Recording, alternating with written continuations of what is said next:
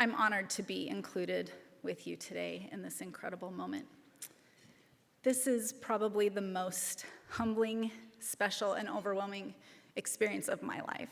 So thank you for being here today and sharing in it with me. First of all, I want to thank the Salt Lake Chamber, Derek, Heidi, Ginger, Marissa, Tara, and others of you for all of your years of friendship and support. Your work ensuring that the voice of business in our state remains effective and impactful is essential.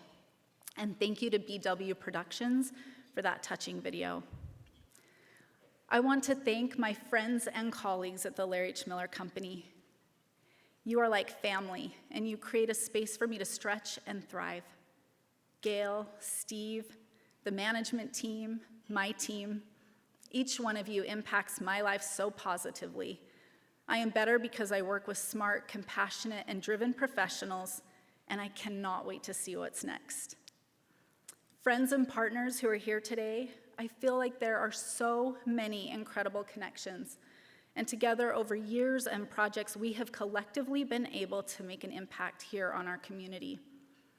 With the sadness and hurt that is happening around us across the globe today, in Israel, Gaza, Ukraine, Acapulco, even our nation's capital and elsewhere, I want to thank all of you for all you do to serve others and help alleviate the suffering. I continue to learn from you and your goodness. Athenas, I had no idea there was a special community of sisters who loved and celebrated one another as you do. Especially Linda and Molly for helping me pick out my outfit today. Thank you. President Huftelin for always texting me and giving me words of encouragement and being a great place to converse and share ideas. Many of you are my heroes and women I have looked up to as I charted my own course, and I'll share more about that and their impact on my life in just a minute. Family, you are my village. To my mother, Gwen, who wears her enormous heart on her sleeves, and then she gives those sleeves to anyone in need. To my grandmother, Evelyn, whose loyalty is fierce and whose grit is unmatched. To my sons, Mason, whose hard work and intelligence inspire me to always be my best, and Tanner, who is serving a rigorous mission in Guatemala. He is pure joy.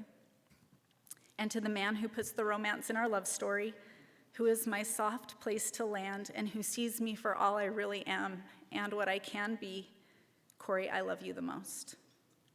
I also want to thank my higher power in my life for abundant blessings and strength. In his book, Essentialism, Greg McKeown focuses on a key principle. He writes, "Live a life by design, not by default." I love this. I love the idea of being purposeful, visionary, and bold.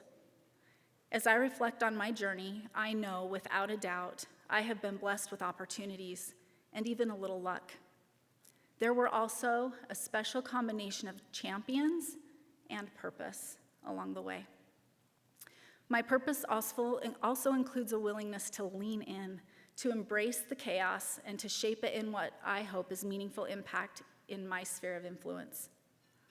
J.R.R. Tolkien wrote, "All we have to decide is what to do with the time that is given us." I was born on Abraham Lincoln's birthday, February 12th. I grew up in West Valley City, and I was an only child. As a young girl, I was courageous, adventurous, and I was a little bossy. I had no siblings, but my neighborhood was full of kids. In the 80s, we spent most of our time outside riding bikes and playing night games in the street. My family read the newspaper at the breakfast table, and we watched the evening news during dinner on a TV tray. I wanted to explore the ocean like Jacques Cousteau or be a naval aviator like Maverick. I believed I could maybe even do both. At Hunter High School, I was involved. I was on the debate team, I was the yearbook editor, class officer, and almost golfer.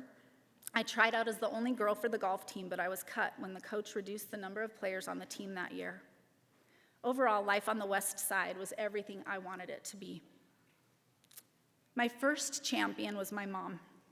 She wanted the very best for me and saw what could be. She enrolled me in those community ed classes through the school district. I took pottery, Spanish, computers. I even tried bonnet ball, 4-H, and tap and ballet, where I quickly learned I had no rhythm. When I headed off to college at the University of Utah, she told me that it was the best thing I could do for myself, that no one could take away my education. She made me promise to finish because she never went. I took that promise so seriously that I refused to marry Corey until I had my diploma in hand, and thanks to his patience, we tied the knot 2 weeks later. I purposefully chose 2 college internships that interestingly have served as the foundation to my very role today. They combined government affairs with strategic communications. I was a Hinckley Institute press office intern for Senator Orrin Hatch in 1996, and then in 1999, an internship at KSL Television led to a job on the assignment desk. In both instances, I experienced the role of government, the effects of policy, and the need for transparency, and the ability to tell honest stories to inform, involve, and inspire Americans. President Lincoln said, "In order to win a man to your cause, you must first reach his heart, the great high road to his reason." Isn't this true? I worry that in today's turbulent times, we forget the heart and we muddy the reason. I want us to be better, to be respectful, to be truthful, and to be kind. I learned early on the power of storytelling, of distilling the complicated to articulate a vision and seek engagement. In 2001, I worked with incredible champions, UDOT executive directors Tom Warren and John Nord. They charged me with engaging motorists and taxpayers to support the nation's first design-build highway reconstruction project on I-15 here in Salt Lake City. And then they challenged me to reduce background traffic through the Know Before You Go campaign during the Winter Olympics. We excelled at both. The ideas and strategies were bold. The work was unrelenting and purposeful. I met 2 new champions during my time in state government, ATHENA's, Vicki Varela and Natalie Gochner. These 2 masters at their own crafts gave me unimaginable opportunities.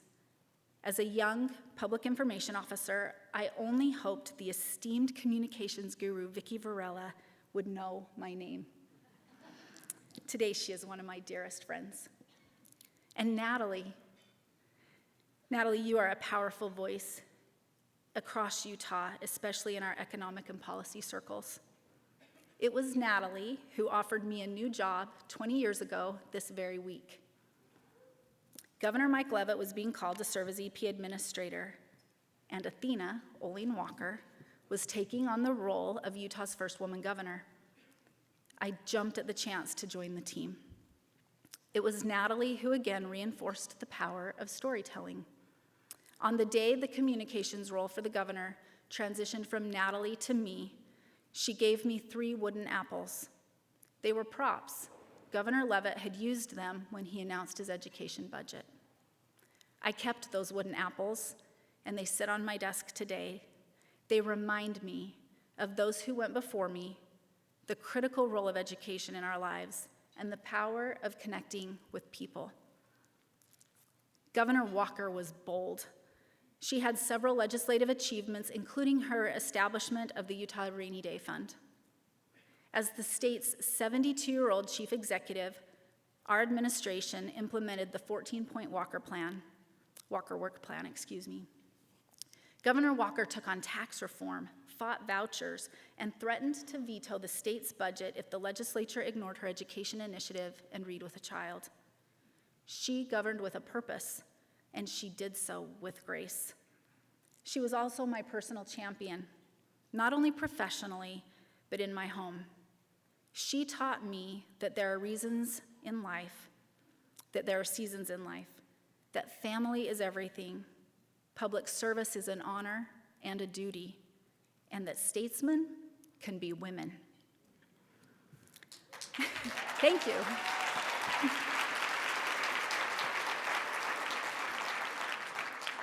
I was pregnant with my youngest, Tanner, during her administration, and the day I gave birth, she canceled all of her gubernatorial appointments and visited me in the hospital. I only took a week of maternity leave because we only had 6 weeks left in her administration. So she let me bring my nursing newborn baby to the governor's mansion for naps and tuck him under my desk at the state capitol while we exited her term. She put me first. It was Vicki again who recommended me for a job in the private sector. I took a leap of faith and went off to work for ATK, an aerospace and defense company. I knew nothing about CAGR, EBITDA, or EPS. Yet I ended up coordinating and scripting 7 years of earnings calls and announcing the industry's first Morris Trust transaction. I also had a chance to refine my skills at crisis communications on a very national and global scale. Believers and champions gave me challenges and opportunities. During my decade with ATK and Vista Outdoor, we moved our family to Kaysville, and then Washington, D.C., and then back to Kaysville again. We stretched ourselves. We took our boys out of their comfort zones, and we tried to give them perspective and purpose. In 2018, I experienced a very low point in my career. A downturn in our industry, new company leadership, and a change in workplace culture led me to search for a new job where I could thrive, not just survive. A friend gave me great advice. She said, "Amanda, write down 3 things that are the must-haves in your next role. And if you find 2 of them, strongly consider them. And if you see all 3, you take it." Interestingly, Greg McEwen taught us something similar at the Larry H. Miller Summit last month. He said, "You value something because you own it. It's called the endowment effect. If it isn't a 90% yes, it's a no." Well, let me tell you what became a 100% yes. During my search for a new role, Athena champion and longtime friend Pat Jones introduced me to Jim Wall, the former publisher of the Deseret News. She was intent and purposeful on the connection, though at the time I couldn't see why. As Jim and I spoke, he randomly asked, "I have a meeting with Gail Miller tomorrow on a homelessness issue. Would you like to come?" I didn't know Gail personally, also an Athena, and I certainly didn't know much about homelessness, but I was willing to show up, lean in, and offer any help I could. As we were leaving the meeting, Gail surprisingly says to me, "Share a little bit of your story." And so I did. Literally 30 minutes later, her office called. It was a quick conversation. The man said, "Gail Miller just met with you, and while we don't have any open positions, she would like to explore an opportunity." I was stunned and elated. She had been purposeful in our brief interaction. The 3 goals I had written for myself were: work for an organization that had a compelling and meaningful mission, find a place where I could use my talents and add value, and 3, find a home where I belonged and I felt connection. When I called Natalie and I told her about my offer to be a director of special projects, she said, "Amanda, run at the opportunity. Run to the Larry H. Miller Company." There are several former directors of special projects sitting here with the Larry H. Miller team today. Whether we were hired by Larry or Gail or our CEO, Steve Starks, if you know, he's one of the early directors of special projects, there was a purpose in their hiring. Larry, Gail, Steve are all champions. Steve has been one of my biggest champions. As the chair of the Salt Lake Chamber, Steve focused on women in the workplace and the gender wage gap. He knows the data. He also has empirical evidence. Diversity of thought, perspectives, especially those from women, can lead to a greater variety of value creation strategies, improved customer service, and more transformation. Since 2019, he has placed 3 strong, intelligent, and unique women on our executive leadership team. And he also led the recruitment of another woman to our board of directors. We now have 4. And every single day, He encourages us to be purposeful and bold. In the last 3 years, this team, our team, we've triumphed through being at the epicenter of COVID with Rudy Gobert, 2 large liquidity events with the sale of the Utah Jazz and the dealerships, acquisitions and investments in new industries like healthcare, master planned communities, home building, and Swig drinks and treats.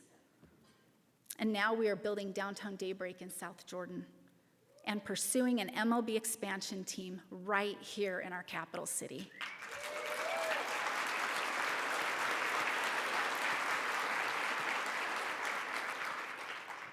Though the LHM organization and the Miller family's philanthropic efforts have been combined and sometimes separate, I personally have been able to combine my love for business, policy, and communications with my love for people and service. I am beyond grateful. For all of us on the LHM team, our roles are tied to a mission of enriching lives. We get to be builders of community, stewards of legacy. Lastly, the best champion of all is my partner, Corey. Our purpose in raising our family was to nurture smart, compassionate, confident, and involved boys. As my career began to shift and grow, Corey made his own bold move. He reduced his hours at work, and then when we moved to Washington, D.C., he quit altogether. He stayed home with our youngsters to support our family where we needed it the very most. He was the boys' elementary school mascot, though they didn't know. He implemented Dads of Great Students through the Utah PTA, and he chaperoned field trips and organized sports practices and play dates, sometimes being the only dad. I know it was everything but easy. In the end, Corey and I believe our choices were worth it. Our boys are worth it. In my opinion, society is slow to catch up, to embrace the stay-at-home dad and his own reentry into the workforce. I hope it will. I know it must. Because we need men and we need women at home and at work. We need allies and we need champions all around us in every place who are their own kind of bold and purpose. Gail has shared, I believe the quality of your life will be in direct proportion to the quality of choices you make. She's talking about purpose. She's talking about living a life by design, not by default. A couple of weeks ago at lunch, the Athenas were discussing this award and honor, and we all came to the same consensus. We do it for those who come after. You all are my champions. My goal is to be a champion too, to always pay it forward, to help others find and partake of the abundance of opportunity that surrounds us, and to uncover our own inner Athenas. Thank you for this great honor today.